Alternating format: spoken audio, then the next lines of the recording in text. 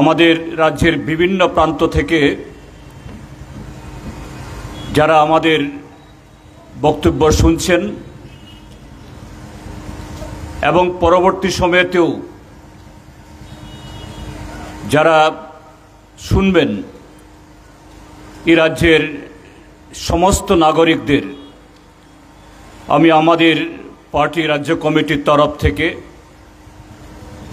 এবং আমার ব্যক্তিগত তরফ থেকে শুভেচ্ছা অভিনন্দন জানাচ্ছি। আপনারা সকলেই জানেন, আজ থেকে 4 দিন আগে গত 23শে জুলাই তারিখে তৃতীয় এনডিএ সরকারের অর্থমন্ত্রী নির্মলা সীতারামন 2024-25 অর্থ বছরের বাজেট প্রস্তাব পেশ করেছেন সংসদে। আমরা এই বাজেটের শুধু বিরোধিতার জন্য বিরোধিতা না, এই বাজেট যে আজকে দেশের যে বর্তমান সমস্যা, কে এই দেশের সংখ্যাগরিষ্ঠ মানুষ যে জীবিকার সাথে যুক্ত,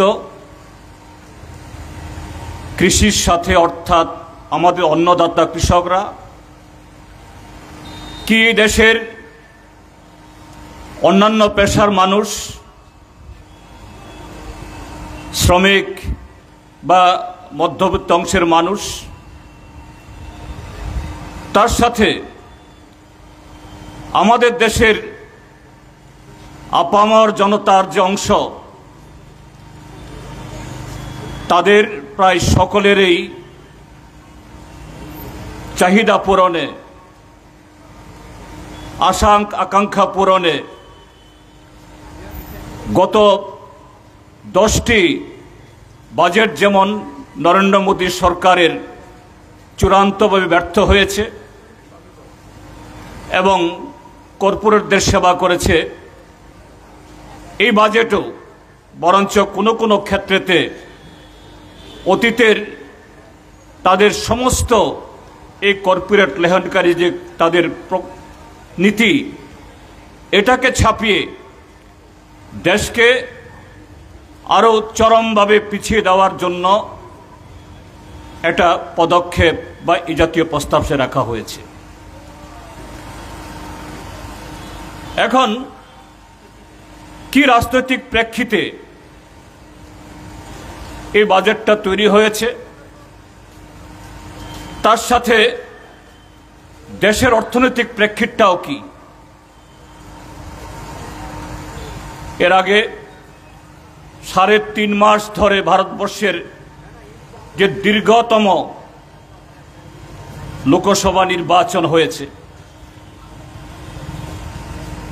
আমরা সকলেই তার সাথে যুক্ত ছিলাম প্রত্যক্ষ বা পরোক্ষভাবে। কি আশ্বাস শোনানো হয়েছিল? মোদি গ্যারান্টি, বিকশিত ভারত, 2047 ইংরাজির মধ্যে এই ভারত পৃথিবীর শ্রেষ্ঠ দেশ হবে। কাজেই সেই ভারত তৈরি করার জন্য তৃতীয়বার নরেন্দ্র মোদীকে প্রধানমন্ত্রীর আসনে বসানো চাই এবং সেরকমভাবেই তাদের সমস্ত কর্মসূচি তৈরি হবে। যদিও আমরা দেখেছি এই দীর্ঘ নির্বাচনী প্রচারে যদিও শুরু করেছিলেন নরেন্দ্র মোদী, মোদি গ্যারান্টি, মোদি সরকার, বিকশিত ভারত, 7 দফায় ভোট হয়েছিল, প্রথম 3টি দফার ভোট যখন হয়ে গেল, নানা সূত্রে যখন তারা দেখল নিশ্চিতভাবে ভারতীয় জনতা পার্টি বা এনডিএ জোট পরাজিত হতে যাচ্ছে, পরের 4 দফার ভোটে তাদের সেই স্লোগান পাল্টে গেল, বক্তৃতা পাল্টে গেল। বিকশিত ভারত, অমৃতকাল বা মোদি গ্যারান্টির জায়গায় চলে আসলো মোদি মোগল, মঙ্গলসূত্র, মটন, মসলি, মসজিদ। গোটা নির্বাচনটাকে একটা সাম্প্রদায়িক মেরুকরণের মধ্য দিয়ে তার পরের 4 দফার ভোট এবং সে ভোটগুলোতেও ভারতের নির্বাচন কমিশনের নির্লজ্জ পৃষ্ঠপোষকতায় পরিণত করে কোন রকমে, যেখানে ভারতীয় জনতা পার্টি এককভাবে 370 আসন পাওয়ার জন্য তারা দাবি করেছিল, কিন্তু সেই সংখ্যাগরিষ্ঠ লাভের তার 32 আসনে পেছনে থেমে গেল। 240-এর মধ্যে সেই মোদি গ্যারান্টি বা মোদি সরকার তৈরি হলো না, মোদি পরিবারের সরকার তৈরি হলো না, বলতে হলো এনডিএর সরকার, এনডিএ পরিবার যে সংবিধানকে অচল, যে সংবিধানকে সম্পূর্ণ গুড়িয়ে দেওয়ার আস্ফালন করেছিল, সেখানে গুড়িয়ে হলেও এই দেশের জনগণের যে তাদের চেতনার কাছে হার মেনে এখন সংবিধানের কথা বলা হচ্ছে। অর্থাৎ ভারতবর্ষের মানুষ ভারতীয় জনতা পার্টি নরেন্দ্র মোদীর এই আস্ফালন, তাদের অহংকার, দম্ভ এটাকে চূর্ণ করে দিয়েছে এবং এটা আরো বেশি চূর্ণ হতে পারত যদি ভারতের নির্বাচন কমিশন প্রায় ভারতীয় জনতা পার্টির একটা সহযোগীর মতো যদি এই নির্বাচনে নির্লজ্জভাবে তাদের পৃষ্ঠপোষকতা না করত। এই হলো প্রেক্ষিত। অর্থাৎ রাজনৈতিক দিক থেকে কোন রকমে শরিকদের সাহায্য নিয়ে সরকার তৈরি করতে পারলেও ভারতীয় জনতা পার্টির সেই শক্তি, রাজনৈতিক শক্তি, একনায়কতন্ত্র কায়েম করার তাদের সে চেষ্টা আজকে ব্যাহত। ভারতবর্ষের মানুষ নিশ্চয়ই শুধু এই জায়গাতে আত্মতুষ্ট না থেকে আগামী দিন এই লড়াইকে আরো সংহত করার মধ্য দিয়ে ভারতীয় জনতা পার্টি এবং এনডিএকে সম্পূর্ণ পরাজিত করার জন্য আগামী দিন আরো ব্যাপক কর্মসূচি গ্রহণ করবে। এ হলো রাজনৈতিক পরিস্থিতি। অর্থনৈতিক পরিস্থিতি কেমন বিস্তারিত বলার তো সুযোগ এখানে নেই। ভারতবর্ষের সরকার নরেন্দ্র মোদী আসার পর আমাদের দেশে যে সমস্ত মন্ত্রক বা এজেন্সি আমাদের দেশের আর্থ সামাজিক অবস্থার বিভিন্ন রকমের মূল্যায়ন করে, ইভালুয়েশন করে এবং তার মধ্য দিয়ে দেশের অবস্থাটা কি এটা তুলে ধরে, তার উপরে ভিত্তি করে বাজেট বা পরিকল্পনা ইত্যাদি সম্পূর্ণ তৈরি হয়। নরেন্দ্র মোদীর সরকার এসে প্ল্যানিং কমিশন তুলে দিয়েছে। 2021 সালে সেন্সাস হওয়ার কথা, করোনা ভাইরাসের জন্য ঠিক আছে সেই সময়তে এটা করা সহজ সুযোগ ছিল না,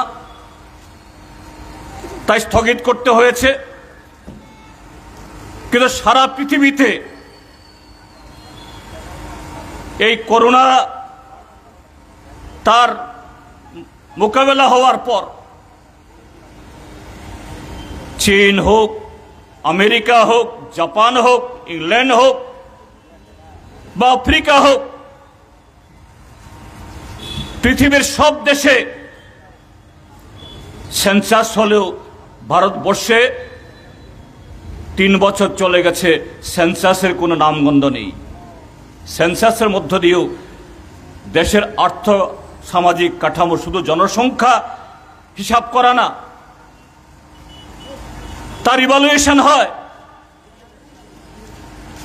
তার সাথে স্যাম্পল সার্ভে বা আরো নানা ধরনের যে পরিসংখ্যান,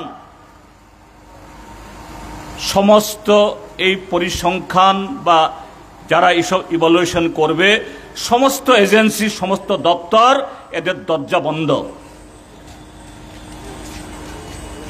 সে সমস্ত মন্ত্রক বা দপ্তরে যে সমস্ত অফিসার কর্মীরা আছেন, তারা বসে বসে মাইনা নিচ্ছেন। অদ্ভুত, 140 কোটি দেশের মানুষ, পৃথিবীর সর্ববৃহৎ জনসংখ্যার দেশ এখন ভারত। সে দেশে সরকারের পরিসংখ্যান দপ্তর, তার দরজা বন্ধ। কিন্তু প্রতিনিয়ত মোদী সরকার এবং তার বসংবদ যে সমস্ত প্রচার মাধ্যমগুলো, যার নাম পড়েছে এখন গদি মিডিয়া, এই গদি মিডিয়া তারা সুশাসন, অমৃতকাল এসবের পরিসংখ্যান দিচ্ছেন।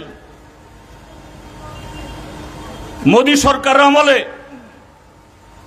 ভারত নাকি ফাস্টেস্ট গ্রোয়িং ইকোনমি, দ্রুত এটা অগ্রগমনকারী অর্থনীতি, 5 ট্রিলিয়ন অর্থনীতি চলে যাচ্ছে। 2047 ইংরেজির মধ্যে সারা পৃথিবীর 1 নম্বর অর্থনীতি হবে। কিন্তু সরকার জান বুঝে তার পরিসংখ্যান দপ্তর বা এই সমস্ত যারা তথ্য বিশ্লেষণ করে, এগুলো বন্ধ রাখলেও দেশের মধ্যে কতগুলো এজেন্সি আছে খুবই নির্ভরযোগ্য, তাদের যে তৈরি করা যে এভালুয়েশন, রাষ্ট্রসংঘ হোক বা international monetary fund, world bank, এরা এটাকে মান্যতা দেয়। তার মধ্যে অন্যতম centre for monitoring of Indian economy, CMIE। তারা কি বলছে? স্বাধীনতার পর যে এত বেকারিত্ব ভারতবর্ষে আর কখনো হয়নি। স্বাধীনতার পর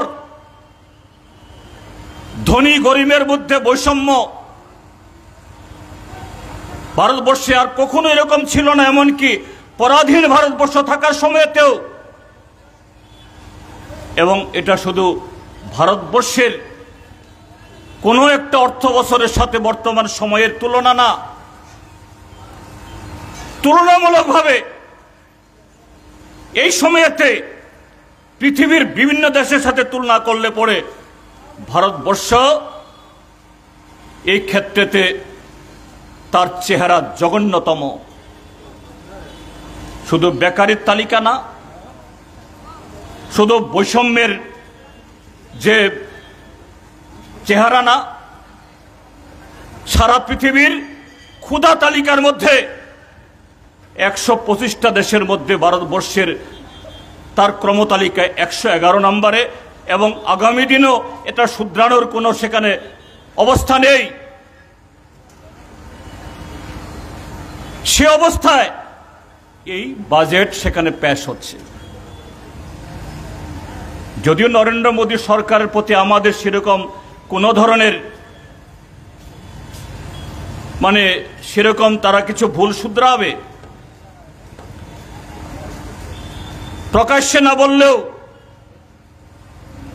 তারা তাদের নীতি থেকে পিছু হটবে, তাদের সম্বিত ফিরবে, তাদের মনের সংশোধন হবে, আমাদের এরকম কোনো ধরনের ধারণা কখনোই ছিল না। কিন্তু অষ্টাদশ লোকসভা নির্বাচনে এইভাবে চরমতম বিপর্যয় হওয়ার পর লজ্জাস্করভাবে বিরোধী এই শরিক দলের উপর নির্ভরশীল হয়ে সরকার তৈরি করতে বাধ্য হওয়ার পর তারপরেও মনে হয়েছিল বোধহয় একটু হলেও সম্বিত ফিরবে, একটু হলেও যে সমস্ত কারণগুলোতে তারা প্রত্যাখ্যাত হয়েছে, জনগণ তাদের আশা আকাঙ্ক্ষা সেখানে গড়ে বালি দিয়ে দিয়েছে, তা একটু শুধরাবেন। কিন্তু এই দলটা তো ভারতীয় জনতা পার্টি, এই দলকে চালায় আরএসএস। এই আরএসএস এর যে রাজনৈতিক মতাদর্শ কি? আরএসএস এর রাজনৈতিক মতাদর্শ এই দেশের অল্প সংখ্যক তথাকথিত উচ্চ বর্ণের লোক, তার মানে সমাজে আমরা যেভাবে উচ্চ বর্ণ ইত্যাদি আছে আমরা সেভাবে বলি না, তথাকথিত তাদের যারা হিন্দুত্ববাদী রাজনীতিকে যারা বিশ্বাস করে, তাদের বিকাশ, তাদের সমৃদ্ধি, তাদের স্বাচ্ছন্দ্য ছাড়া আরএসএস কিছু ভাবে না। কাজী আরএসএস পরিচালিত এই ভারতীয় জনতা পার্টিও শত বিপর্যয় হলেও এ থেকে তারা শিক্ষা নিতে পারে না, তাই হয়েছে। এই বাজেটের কিছু খুঁটিনাটি আমার আগে দুজন বক্তা কিছু কিছু বলেছেন, সেখানে কতগুলো খুঁটিনাটি সাধারণভাবেও সাধারণ নাগরিক, অর্থনীতিবিদ না হয়েও, রাজনীতিবিদ না হয়েও আমরা আমাদের ব্যক্তি জীবন, সাংসারিক জীবন, সমাজ জীবনের মধ্য দিয়ে প্রত্যেকেরই কিছু না কিছু উপলব্ধি আছে। সেটা কি? আপনি যদি কোনো সংসারের বা একটা পরিবারের যদি বিকাশ চান, বিকাশ মানে শুধু ব্যাংক ব্যালেন্স বাড়ানো না, বিকাশ মানে শুধু একটা ভালো ঘর, দোতলার জায়গা তিনতলা তৈরি করা না। সত্যিকারের যে বিকাশ বা সমৃদ্ধি যদি বলা হয়, সেই পরিবারের প্রত্যেক সদস্য তার সুন্দর স্বাস্থ্য, সুন্দর মনন এবং সুন্দরভাবে পাড়া প্রতিবেশী সকলের সাথে তার সম্পর্ক, গ্রহণযোগ্যতা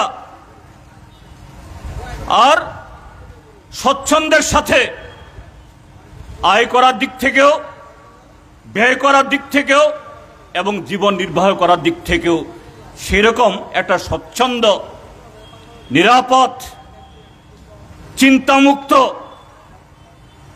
এটাই তো কোনো সংসারের, কোনো পরিবারের তার সমৃদ্ধ জীবন। কাজে জাতির ক্ষেত্রে, দেশের ক্ষেত্রেতেও যে বিকশিত ভারত তারা বলছেন, বিকশিত ভারতের স্বপ্ন, বিকশিত ভারত মানে কি শুধু দু একটা পরিবারের বিকশিত হলে? এরা তো এমনিই হচ্ছে। আদানি, আম্বানি, কদিন আগে আম্বানির ছোট ছেলের বিয়ে হয়েছে, যে সমস্ত পত্রপত্রিকাতে বা সোশ্যাল মিডিয়াতে কিছু কিছু যে খবর ভেসে আসে বা দেওয়া হয়, বলছে 7,000 কোটি টাকা এই আসল বিয়েতে খরচ হয়েছে। এর আগে যখন প্রাক বিয়েতে তখনও প্রায় তার অর্ধেক টাকা খরচ করা হয়েছে। তো তাদের জন্য তো ব্যবস্থা ইতিমধ্যে আছে। এখন তাদের বিকাশে তো ভারত বিকশিত হতে পারে না। এরা বিকশিত হলে তো সারা ভারত বিকশিত হয় না। সারা ভারত বিকশিত হবে এদেশের 140 কোটি মানুষ তাদের দুবেলা খাওয়া, তাদের সন্তানদের লেখা পড়া, স্বাস্থ্য, বাসস্থান, চিকিৎসা। 140 কোটি ভারত, এটা কাশ্মীর হোক বা কন্যাকুমারী বা মণিপুর, ত্রিপুরা, যেখানেই হোক, সমস্ত অংশের মানুষের সমানভাবে সে বিকশিত হওয়ার সুযোগ। শিক্ষা, স্বাস্থ্য, পরিকাঠামো সব দিক থেকে সেরকমভাবে দেশের পরিকল্পনা হবে। তার সাথে হাত ধরে আমাদের দেশের অর্থনীতিকে যে সমস্ত সেক্টরগুলো বিকশিত করতে পারে, কৃষির সাথে এখনো 60% বেশি লোক যুক্ত, সেই কৃষি ক্ষেত্রকে আরো সম্প্রসারিত করা, তার পাশাপাশি শিল্প ইত্যাদির বিকাশের জন্য সেরকম উদ্যোগ গ্রহণ করা এবং সেই ব্যবস্থাকে, সে লক্ষ্যকে সামনে রেখে কিভাবে এই দেশের নাগরিকরা, বিশেষ করে নতুন প্রজন্ম, তার শিক্ষা ব্যবস্থা, স্বাস্থ্য ব্যবস্থা সেখানে গড়ে তোলা, সেভাবেই তো পরিকল্পনা করতে হবে। তাহলে কি প্রয়োজন? আমাদের বাজেট যত লক্ষ কোটি টাকারই হোক, 20 লক্ষ কোটি টাকারই হোক বা 30 লক্ষ কোটি টাকার হোক, এই বাজেটের যে প্রান্তিক অংশের মানুষ, এদেশের কৃষি এবং শ্রমিক অংশের মানুষ, তাদের আয় বাড়ানোর জন্য যে সমস্ত জায়গাগুলোতে ইনভেস্টমেন্ট, খরচ বেশি করতে হবে সেখানে করা। কিন্তু কি হয়েছে? 2014 সালে এদেশের কৃষকদেরকে ঠকিয়ে নরেন্দ্র মোদী দেশের 300টির বেশি জায়গাতে জনসভা করে বলেছেন, আমি যদি দেশ সেবা করার সুযোগ পাই, আমার মন্ত্রিসভার প্রথম সিদ্ধান্ত হবে ডক্টর স্বামীনাথন কমিশনের সুপারিশ অনুসারে কৃষকদের উৎপাদিত ফসলের ন্যায্য মূল্য দেওয়া। সেখানে একটা ফর্মুলা দিয়ে গেছেন, C2+50, অর্থাৎ উৎপাদন খরচের 1.5 গুণ। এখন নির্মলা সীতারামন এবার 11তম বাজেট পেশ করল, তার কোনো উল্লেখই নেই, তার কোনো বক্তব্যই নেই। আমাদের দেশে স্বাধীনতার পর এ দেশের গ্রামীণ জনগণ, তাদের জন্য যদি ন্যূনতম একটা আইন হয়ে থাকে যে সরাসরি কেন্দ্রীয় বাজেট থেকে তাদের আইন মোতাবেক মৌলিক অধিকার হিসাবে কিছু পাওনা, এটা হলো রেগা, বছরে 100 দিনের কাজের গ্যারান্টি, এবং যে কাজ পাবেন, কাজ করবেন, বাজার দর হিসাবে তার মজুরিও বাড়বে, ওয়েজেসও বাড়বে। ভারতবর্ষে এখন যে পরিমাণ এই গ্রামীণ মানুষ যারা রেগা কাট করেছেন, শহরে তো করেনি, ত্রিপুরা সরকার, বামপন্থী ফ্রন্ট সরকার সারা দেশের মধ্যে এই ত্রিপুরা যেই 12 করেছে, আর কোন রাজ্যে এখনো করেনি। ভারতীয় জনতা পার্টি তো ভাবেই না সেগুলো। তার জন্য তো কোনো বরাদ্দ নেই। রেগার বিরোধিতা করলেও এই আইনটাকে তুলে দেওয়ার সাহস করতে পারেনি। এখন বর্তমান সময়েতে দেশে প্রায় 14 কোটি মতো জব কার্ড আছে। 100 দিনের কাজের গ্যারান্টি যদি হয়, বর্তমান যে মজুরি, এটা প্রকৃত মজুরি যা হওয়ার তার অর্ধেকও না, কমপক্ষে 2 লক্ষ কোটি টাকা রেগাতে বরাদ্দ হওয়া উচিত। কিন্তু এবার কি হলো, গেল অর্থ বছরেও 23-24 ইংরাজিতে সরকারের এই রেগাতে খরচ হয়েছে প্রায় 1 লক্ষ কোটি টাকা, যদিও সব টাকা গত বছর তারা দেয়নি। কয়েক হাজার কোটি টাকা এখনো বকেয়া পড়ে আছে। এবারে বাজেট থেকে এই টাকা পুষিয়ে দেবে, কিন্তু এবার বাজেট কত রাখা হয়েছে? মাত্র 86,000 কোটি টাকা। তার মধ্যে 42,000 কোটি টাকা ইতিমধ্যে খরচ হয়ে গেছে। তাহলে রইল কত? আর মাত্র 44,000 কোটি টাকা। কিন্তু এই অর্থ বছরে কতদিন পরে আছে? আরো মাত্র জুলাই মাস চলে গেছে। এপ্রিল, মে, জুন, জুলাই, আরো 8 মাস বাকি। আরো 8 মাস বাকি। 4 মাসে 42,000 কোটি টাকা খরচ হয়ে গেছে। গেল বছরের বকেয়া যদি দিয়ে দে, আরো যাবে। বাকি 8 মাস কিভাবে চলবে? তাহলে এই রেগাতে যদি 2 লক্ষ কোটি টাকা বাজেট হতো আইনের বিধান অনুসারে, এই টাকা যেত গ্রামে। এই টাকা গ্রামে যাওয়া মানে হলো এই টাকা সার্কুলেশন হতো বাজারে। গ্রামের মানুষ তো রেগার অর্থ পেয়ে ওই ব্যাংকে গিয়ে দৌড়ে টাকা জমাবে না, টাকা তুলবে। সেই টাকা তুলে খাবারের দোকানে যাবে, মুদির দোকানে যাবে, কাপড়ের দোকানে যাবে। সে টাকায় অন্যান্য গৃহস্থালী খরচ করবে। এভাবেই গ্রামীণ অর্থনীতি বিকশিত হতো। গ্রামে টাকা আসতো, ব্যবসা বাণিজ্য স্ফীত হতো, ব্যবসায়ীরা লাভবান হতো, আরো বেশি ব্যবসা হতো। আরো বেশি ব্যবসা হওয়া মানে হলো আরো বেশি যে যেখান থেকে পণ্য উৎপাদন হয় সেই সোর্সে অর্ডার যেত। এইভাবেই ভারতবর্ষে কলকারখানা আরো বাড়ত। এটা করেনি, সেদিকে যায়নি। নরেন্দ্র মোদী এবং তার সরকার সেই 14 সালে ক্ষমতায় আসার জন্য বছরে 2 কোটির গল্প শুনিয়েছিল, বছরে 10 কোটি। তারপর একবারের জন্যও সে শব্দ উচ্চারণ করেনি। তার সাকরেত অমিত শাহ বলেছে এটা তো জুমলা, নির্বাচনে মিথ্যা কথা বলতে হয়, মানুষকে বিভ্রান্ত করতে হয়। সরাসরি বলছেন, কোনো লজ্জা শরম কিছু নেই। এবার এই নির্বাচনে বিরোধী দলগুলোর তরফ থেকে, বিশেষ করে ইন্ডিয়া ব্লকের তরফ থেকে, আরএসএস বিজেপির শত প্ররোচনা সত্ত্বেও,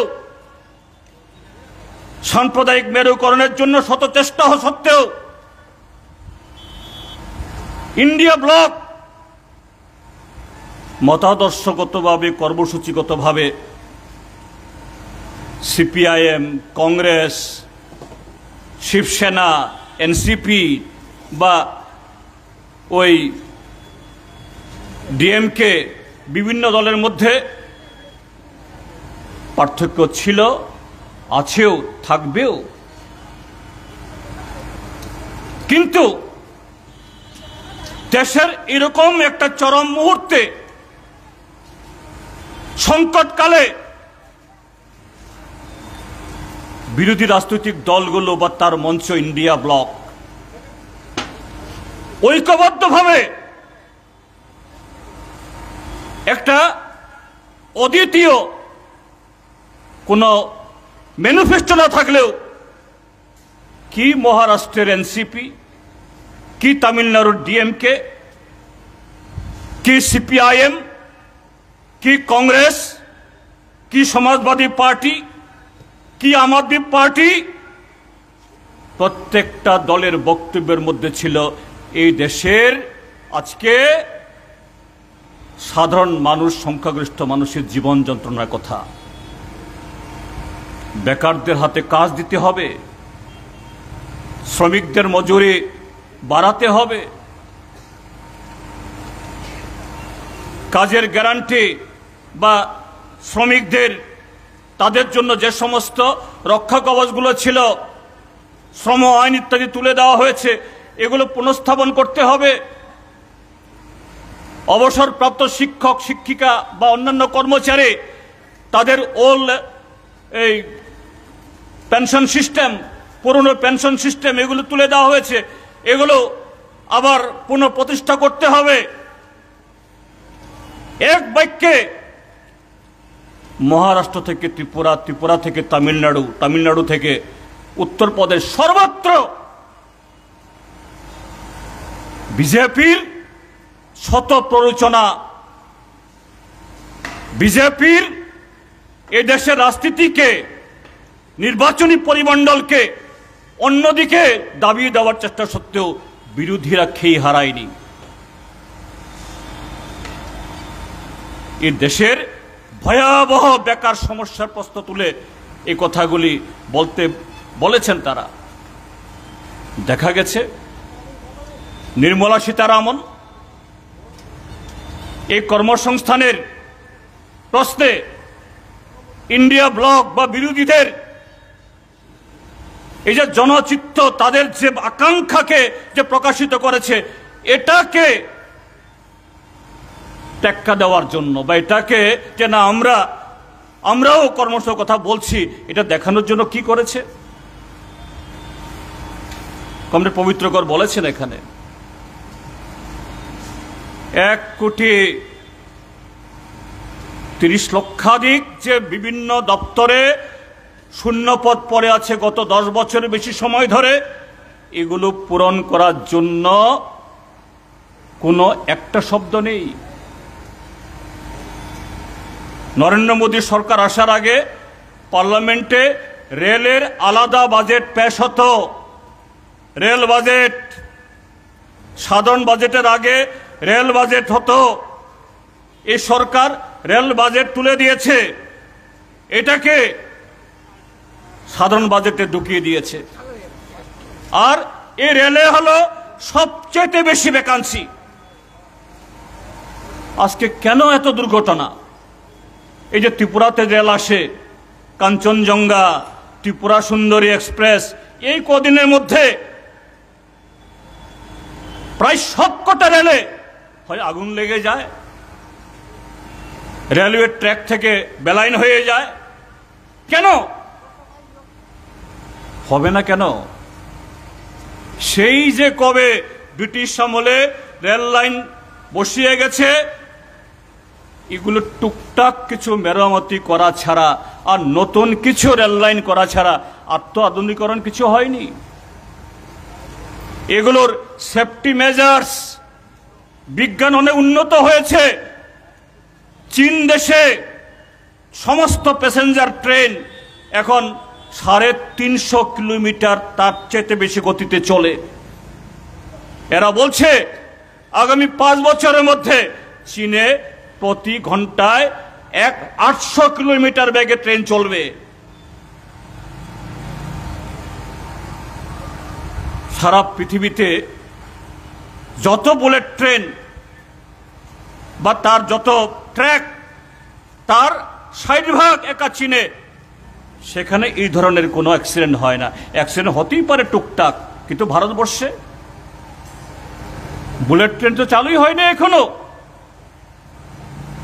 শুধু নাম বদলিয়ে বন্দে ভারত,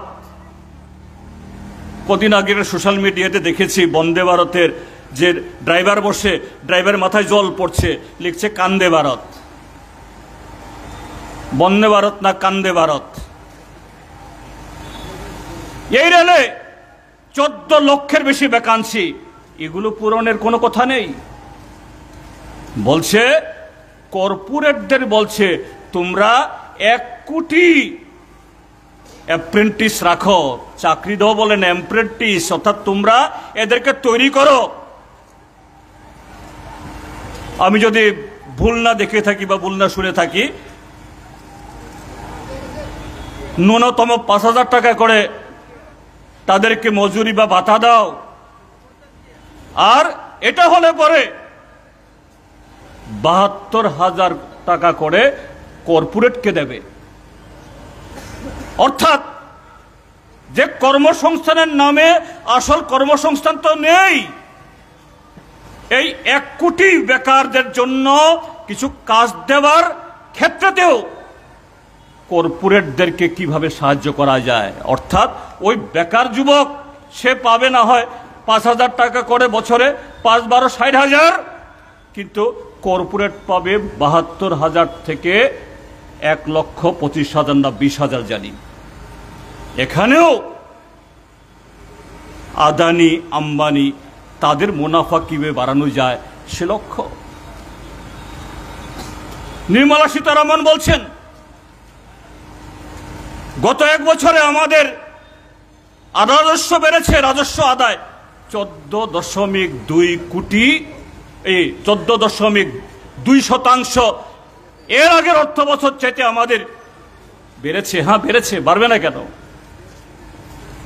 এই যে শুনলেন, বড় লোক হীরার আংটি কিনবে, হীরার চেন কিনবে, তার জন্য কোনো ধরনের জিএসটি নাই। কিন্তু আপনি ওই শ্মশানে পোড়াতে যান, এখনো জিএসটি দিতে হবে।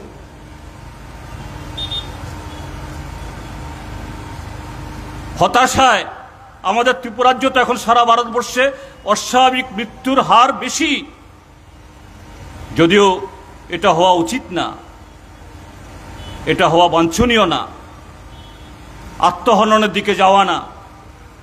কিন্তু এই আত্মহননের জন্য কেউ বিষ খেতে চান, এই বিষ খেতেও জিএসটি। এইভাবে আমাদের শ্মশান যাত্রীর কাছ থেকেও আজকে জিএসটির ছাড় নাই, জিএসটি দিয়েই তাকে শ্মশানে যেতে হবে, পুড়তে হবে। বাড়বে না কেন? তুমি জিএসটি বাড়িয়েছ 14.2%, কিন্তু এক্সপেন্ডিচার কত, খরচ কত বাড়িয়েছ? খরচ 5.6 না 7%, 6 না, তাহলে বাকি তুমি 14% তুমি বাড়িয়েছ, খরচ বাড়িয়েছ মাত্র 5.5%। তাহলে বাকি যে 7% কার জন্য রেখেছ তুমি? কার খাতে খরচ হবে? খরচ হবে আদানি আম্বানিদের খাজনা মকুব করার জন্য। তাদের উপর তো ট্যাক্স তো বসানো হবেই না, উল্টো নানাভাবে তাদেরকে ইনসেন্টিভ পাইয়ে দেবে। তারপরও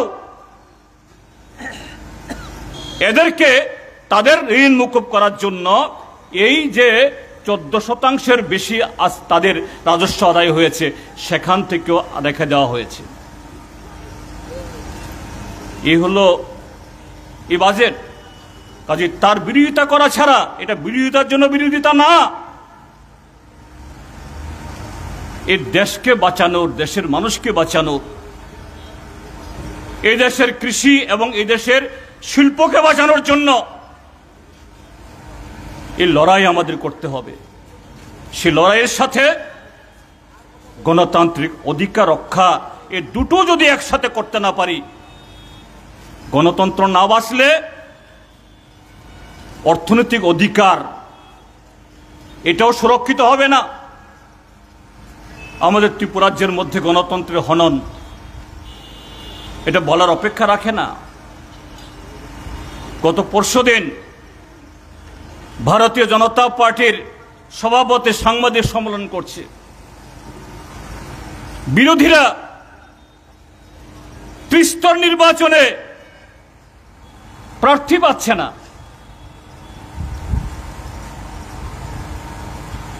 আপনারা দেখেছেন গত 18 তারিখ, আমি যদি দুর্গাচুমনি ব্লকের কথা বলি, সাবরুমের একেবারে দক্ষিণ প্রান্তে বাংলাদেশের সীমানার পুয়াংবাড়ির কথা বলে, আগরতলা শহরের মানুষ হয়তোবা সেরকম বলবেন যে না আরে কোথাকার কি বলছেন, যেহেতু সচক্ষে তারা দেখেননি। যে গত 18 তারিখ এই ডুকলি হাপানিয়া, এটা তো আগরতলা শহরের মধ্যেই, রাজধানীর মধ্যেই। কি দেখেছি আমরা? 11 তারিখ থেকে মনোনয়ন পত্র জমা দেওয়ার শুরু হয়েছে। 11 তারিখ চেষ্টা করা হয়েছে, ব্লকের ভিডিওর চেম্বারে গিয়ে আমাদের লোকদেরকে মারপিট করছে। 12 তারিখ চেষ্টা হয়েছে। 12 তারিখ থেকে তো একেবারে শুধু ডুকলি ব্লক না, সারা ত্রিপুরা রাজ্যের সব ব্লকের সামনে তাদের লাঠিয়াল গুন্ডা বাহিনী তারা দাঁড়িয়ে আছে। বিরোধীরা তাদের রিটার্নিং অফিসারের দপ্তরে ঢুকতে দেওয়া হবে না। আমরা কমিশনকে বললাম, পুলিশকে বললাম, শুধু সাংবাদিক সম্মেলন করা আবেদন করে না, আমরা সিপিআইএম এর রাজ্য নেতৃত্ব আমরা নিজেরাই গেছি নির্বাচন কমিশনের কাছে, একবার না 2-3 বার। আমাদের প্রতিনিধিরা ডিজির কাছে গেছেন। ঠিক আছে, দিন হয়নি, 18 তারিখ শেষ দিন, আমরা যাব। চক্ষু লজ্জায় পরে কিছু পুলিশ টুলিশ পাঠিয়েছেন, পুলিশ একেবারে কম পাঠাননি। কিন্তু রাজনৈতিক নেতৃত্ব প্রশাসনের মধ্যে যারা পলিটিক্যাল এক্সিকিউটিভ, তার সাথে প্রশাসনের উপর তলার মধ্যে যদি নেক্সাস হয়, তখন আপনি শত চেষ্টা করলেও শান্তিপূর্ণভাবে আপনার অধিকার আদায় করা এটা সম্ভব হয়ে ওঠে না। দিন দুপুরে ইট পাটকেল মদের বোতল ছড়িয়ে পুলিশের সামনে এরা আহত করেছে। আমাদের একজন নেত্রী, প্রাক্তন সাংসদ কমরেড জন্না দাস, সেদিন এই পাথরের আঘাতে ঘায়েল হয়ে মেরুদণ্ডের কিছু জায়গাতে এমন আঘাত পেয়েছেন, এখন বিছনা থেকে উঠতে পারছেন না। এই আঘাতটা কমরেড জন্না দাস বৌদ্ধের উপরে না, গণতন্ত্রের উপরে, সংবিধানের উপরে।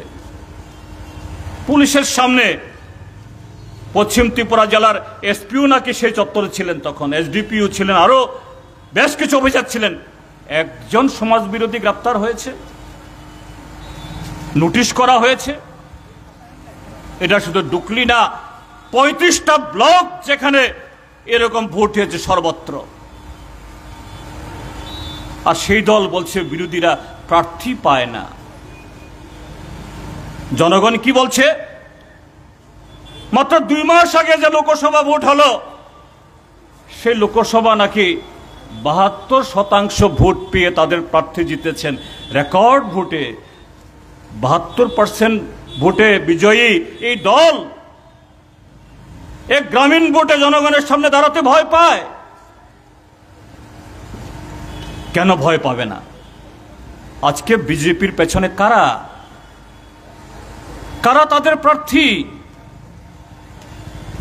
কেন এগুলো? মহাকরণ থেকে ত্রিপুরা রাজ্যের সব কটা গ্রাম পঞ্চায়েত, সব কটা মিউনিসিপ্যালিটি, এগুলো হয়ে গেছে মুষ্টিমেয় লোকের সিন্ডিকেট। ভারতীয় জনতা পার্টিকে এখনো যারা ভালোবাসেন, মানে সেরকম নিঃস্বার্থে ভালোবাসেন না, তাদের কোনো মতামত সেখানে চলে না। কারা সর্বত্র সিন্ডিকেট, পিডব্লিউডি অফিস হোক বা সিপিডব্লিউডি, মহাকরণ হোক বা গ্রাম সভা, পত্রিকায় দেখছেন ওই কাঠালিয়া ব্লকে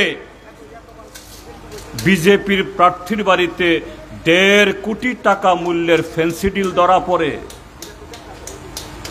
উত্তর ত্রিপুরাতে ধর্মনগর মিউনিসিপ্যাল কাউন্সিল, তার চেয়ারম্যান এবং কিছু সদস্য, তাদের সদস্যরা, তাদের লোকেরা অনাস্থা দিয়েছে, তারা এরকম পাচার কাণ্ডের সাথে যুক্ত, আর তাকে ডিফেন্ড করছে ডাক্তার মানিক সাহা, রাজীব ভট্টাচার্যরা। এ হলো বিজেপি। তাদের রাষ্ট্রবাদ, রাষ্ট্রবাদ হলো কালোবাজারি এবং সমস্ত অনৈতিক কাজের সাথে লিপ্ত তারা। এই হলো বিজেপি। কাজেই বন্ধুরা, শুধু বাজেটের বিরোধিতা করে জনমত তৈরি করা না, আগামী দিন আমাদের গণতান্ত্রিক অধিকার বা গণতন্ত্র পুনরুদ্ধারের ক্ষেত্রেতেও আমাদের লড়াইয়ে আরো বেশি সংখ্যক মানুষকে সমবেত করার মধ্য দিয়ে এই দেশের যে সর্বনাশ আজকে বিজেপি করছে, তার বিরুদ্ধে জনগণের আন্দোলনকে আরো বেশি সংহত করতে হবে, এগিয়ে নিয়ে যেতে হবে। সে লড়াইয়ে যারা আজকে আপনারা সামিল হয়েছেন, আগামী দিনও এই লড়াইয়ে যারা থাকবেন, সকলকে অভিনন্দন এবং শুভেচ্ছা জ্ঞাপন করে আগামী লড়াইকে আরো জোরদার করার জন্য আহ্বান জানিয়ে আমার বক্তব্য শেষ করছি। ইনকলাব জিন্দাবাদ।